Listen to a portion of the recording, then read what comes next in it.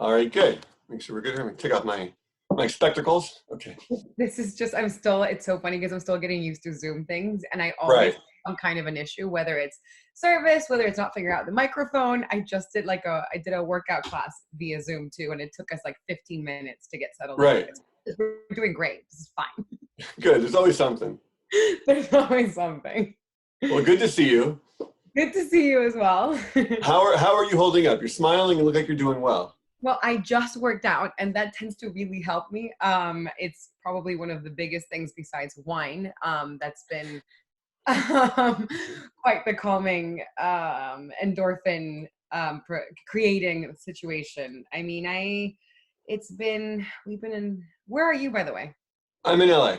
Yeah, so same. We've been in the same boat for quite a bit. Yeah. I think March 15th. Yeah.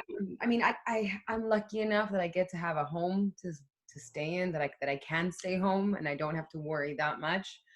But I am going a bit stir crazy, and at some point I'm going to have to start worrying a lot. So I think to answer your question, it's some days are good, some days are bad. Today you catch me at the best. Post workout, I have like my post high, so I'm like, all right, good. Happy. Perfect. Here, all good. I'm a lucky guy. All right, good. And besides the working out and the wine, what else? Because you're a creative person. What else are you doing to stay creative and active and keep the mind going? It's true. I mean, I have a very busy brain, and even without quarantine times, I'm always, if I stay put for too long, I start going a little bit crazy. Like I have to constantly be doing something. It's also like a way to not be in my thoughts too much, because then it gets a little bit cuckoo in there. So quarantine has most certainly kind of forced me to slow down. And that's been a bit tricky in a way, because I don't want to slow down. I want to be busy. I've found a lot of, comfort in reading, in doing silly things with friends. The other day we did a blind contouring game where we FaceTime other friends, and we all like send each other like a photo of a person, anything, we started with Steve and Tyler. We did all these different characters, and we had to draw them without looking down. So that's certainly a fun outlet. That sounds like fun, yeah.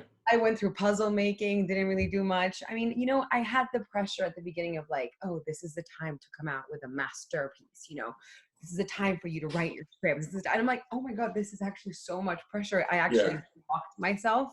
So now I'm slowly easing back into, writing and drawing and painting and reading and doing all those incredibly fun things that I don't really get a chance to do otherwise. Great. Yeah, good. And how great to have a show that people are talking about and you must be excited about. In the middle of this, it must help to have people jazz the show. I'm one of the luckiest people, because I get to have a show that people are like, hopefully watching. So it's like I have that Sunday to look forward to, like where we wait and we do our little thing. We set it up in the living room and we watch it on the big screen. Then we got a little projector. They're very nifty, those projectors. Yeah. It's really fun. It's a bit wild as well to be doing press for the show, because we were gearing up and had this whole plan to promote it, and this has changed the way that we're doing this interview right now, and I've do a lot of things from home. I'm getting ready to do a photo shoot with the people that I'm quarantining with, and we're all collaborating together, and that's certainly a creative outlet for me. And having to mainly, write and use my own words for a bunch of these interviews has been really great as well. So yeah, and have such a cool character when she comes on screen at these Sunday nights. Because there's always something dramatic and cool about when she enters the frame. How much is that for you? First, she does have a bit of flair, doesn't she? It's so funny. There's a lot of things I want to say. I'm so incredibly passionate about this role. I mean, when John Logan first approached me, I kind of lost my shit. Like, I was like, are you joking? The John Logan wants to meet me. Like, why? How does he know about me? And we had our first meeting, and he had seen Green Inferno, of all the movies I've done. And we totally hit it off. And he's like, I had you on my mind for a long time. Would you be interested? I'm like, of course I'd be interested in whatever you do. Sign me up. And we worked up for a long time in figuring out a lot of things, because there is a Santa Muerte that actually exists in Latin culture, and I've known about her for many years. So you're stepping into the toes of real culture that exists today. So you have to kind of find that balance. And the thing is, she is still a supernatural, really fucking cool being. And freaking, I don't know that I can curse, sorry. And we wanted her to be, every time she comes in, it has to be a moment. I mean, and the details in the crown, to the lace that I'm wearing. The lace was actually imported from Mexico. It's real vintage lace from the time. I mean, Christy Wittenborg, who is the head wardrobe, she just did an incredible job in creating this costume that for me as an actor is when I become her. It's the cost, it's the wardrobe, plus I had prosthetics. That neck isn't actually mine. I'm wearing contacts. I'm wearing these insanely beautiful, long, creepy nails. I get to have a gold teeth. Makeup was just also another thing. We're talking about like 3 hours preparation for these big moments. So there's a lot of that. But in the end, she just comes in, is a bit creepy, and then goes away. And you're like, no. I always wanted to answer your question. I always wanted to hang out more. Like I'd be just hanging with the crew with my big thing, and people right. friends is coming, because it was quite a dangerous crown. So even getting into set was a moment. So wow, I can imagine. Experience. Not to diminish your work though, but in these moments, there's so much that comes out of you, and the sadness and the strength, all in your portrayals. If you can kind of talk about embodying that. Thank you. I mean, yeah, she's quite sad, isn't she? It's more than sadness. There's something that John and I spoke of a lot in the beginning. There's this unbelievable weight that she's carrying, this unbelievable torturous a role that she's chosen to have. It's a curse, and she doesn't want to do it. She says she has no heart for the living, but in we'll come to learn maybe, and you can sense it almost. I wanted to play that torture. I wanted to find that middle ground between, having some humanity to her, and at the same time having to do this awful thing of taking the dead to the dead.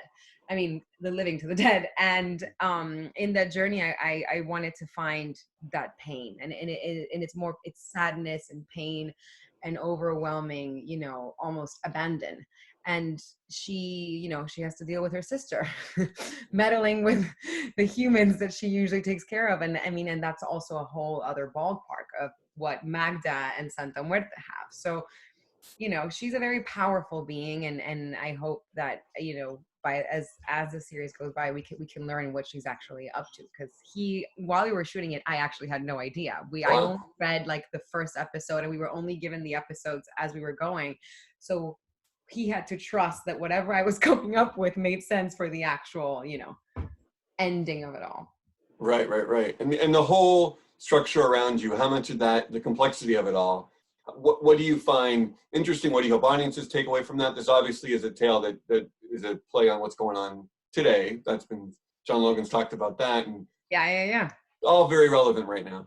It's incredibly shocking, and yet not shocking to me when I first read the script and we had our first meeting and we were talking about it. And especially we didn't have a proper table read. John Logan comes from a school of theater, and they don't do that. And he just wanted the whole cast to come in, and he just spoke from the heart and told us why he wanted to do this. And there's a big frustration, and this is most certainly, it's not a coincidence that it is a commentary on society today, and it has a lot to do with how society, I think, was even formed and the history of it. And you look at Los Angeles, and this is history I had no idea, by the way, like never even cared to think about. And we had to do all this research, which was fascinating. I mean, when you're speaking of the construction of highways, and the cost of that was literally destroying communities that had been here for the longest time. And it's crazy to look at it now and see that mirror effect on what's happening today. And there's a crazy strong line that Rory Kinnear's character says, like, we'll make America great again. And he is part of the Third Reich. And it's just like, there's very interesting, quite, I think, powerful lines that John Logan has managed to put into these either supernatural characters like me and Magda, or much more grounded storylines like, what Daniel Solato and Adriana Barraza are doing, and the rest of the cast, which I could talk about them for hours. Everyone's so good. Happy to be part of this cast that's like 80% Latino, and respecting our culture and our history, and not only respecting it but showing it. And I just find that really special. And all different sizes, all different elements to that, and it's so real. And amidst the supernatural, there's so much realness on the show as well. I appreciate that you see that, because it's also very quite fantastical. There is like this element. I also think it's very film noir. It's most certainly trying to emulate that time and what cinema back then is. It's very cinematic to me. It's a lot of fun, yeah. Yeah. I Yeah, mean, and I love old LA stuff, and so it has all that. And it's me too. I mean, anything with Nathan Lane to begin with, but old yeah, LA as well. No, it's yeah, cool. I mean, it's tricky in the industry today, and in what we have available to us, on streaming services. Like I've seen our industry change so much, so fast, so quickly yeah, that people have less patience. And I get it. I'm one of those people. I'm an audience as well, and I'm not that patient with shows anymore. There's just so much. You're bombarded. And I think I'm very proud to be a part of a show that actually takes its time, has like 13 different storylines, and it's just yeah, counting on the story to hold its own. And sure. hopefully that ends up showing. I'm not sure at what point you stopped shooting. Were you able to follow this up with something a little lighter, maybe a little something more comedic, or do you go into something darker? I don't know when. We finished shooting in March, right Oh, wow. before this happened. So I'm Wow. just sitting here going, what's next?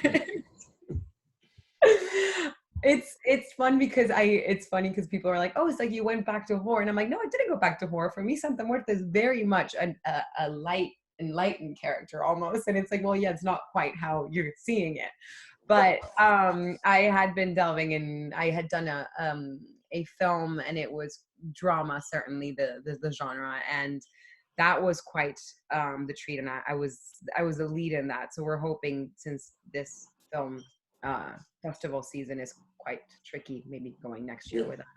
Okay, I yeah. do love comedy though. I am dying to move on to comedy at some point. It would be such a treat for me. Sure, sure. And the award season already seems like a million years away, but talk about the whole ride. What's that going to look like? Yeah, yeah.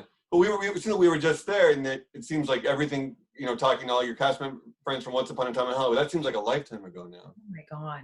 Yeah. It's Yeah. How do you look back at that world compared to where you are now? Because that was only a matter of months ago.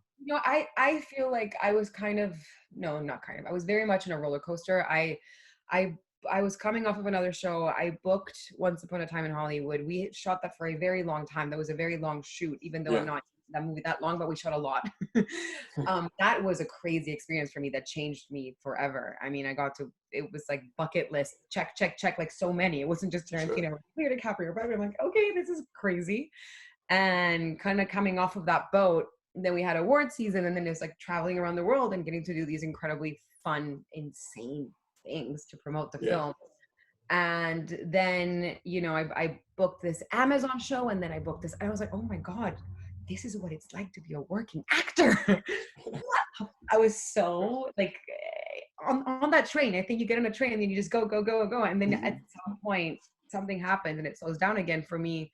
Whatever it was, it just happened to match with, Corona times. Yeah. So I have no idea how to answer that question. I don't know what's going to happen, what it's going to look like. I drive myself crazy thinking about it. I just know I have to just stay busy and keep faith that we're going to get out of this at some point. So of course, yeah. who knows what that's going to look like, right? And of course, and the nature of being a part of a show like this that's so well done and it's getting so much acclaim, this could lead to all kinds of, awards talk, whatever that looks like for you, for the cast. I mean, you even things are so strange right now, but if you let yourself think about that kind of stuff. I mean, I think it's hard to not think about the fun glam award aspect of something. I certainly don't go into it as that. At the beginning, when I first moved to Los Angeles to become an actor in Hollywood, I was so focused on that aspect. I wanted to do red carpets and I wanted to like win awards, and obviously why not? But as I've grown older and as I've actually gone through the machine and the insanity that is Hollywood, I very much grounded myself, and I just enjoy each experience. I'm very much a set actor. I grew up in Chile, and the business there is very small. There's no such thing as trailers. You hang out with the crew all the time. Like I came from a different school, so I'm very attached to being on set and the art form that it is, because it is so collaborative. You can't do anything without the film crew. Like there's no way you're going to get you're not going to tell a story without a bunch of people. So I think certainly that's something that I miss the most. And I missed my point where I was going with this. What was the question? Just the future. What the future holds. I ramble, and then I'm like, what was I rambling about? I'm just listening and enjoying. It's all good. Well, very good. Congrats on the show. Thank you. Really well done. Amazing character, amazing performance, and it's captivating to watch. So congrats on that, and lovely talking to you. It was lovely. Thank you so much. Yeah. Good luck with everything. You too. Stay safe. Okay, you too. Bye. Bye-bye.